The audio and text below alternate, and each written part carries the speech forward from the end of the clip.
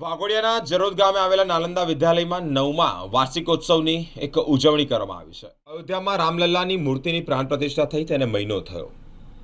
એક મહિના પછી વાઘોડિયા તાલુકાના જરોદ ગામે આવેલા નાલંદા વિદ્યાલયમાં રામાયણ મહાકાવ્ય વિષય વસ્તુ સાથે જ વાર્ષિકોત્સવની ઉજવણી કરવામાં આવી છે। વિશ્વ સાહિત્ય સૌથી બે મોટા મહાકાવ્ય એ મહાભારત અને રામાયણ, તે પૈકી જ દેશકાળને અનુરૂપ રામાયણ મહાકાવ્યનું પાન વિદ્યાર્થીઓ દ્વારા કરવામાં આવ્યું।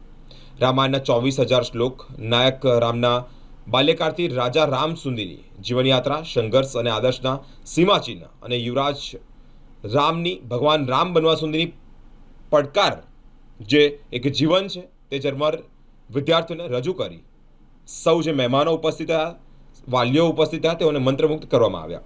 સાથે જ જરોદ હાઈસ્કૂલના પૂર્વ આચાર્ય NM પટેલ, નાલંદા પરિવારના સૌ શિક્ષકો અને વાલીઓ આ કાર્યને બિરદાવ્યું।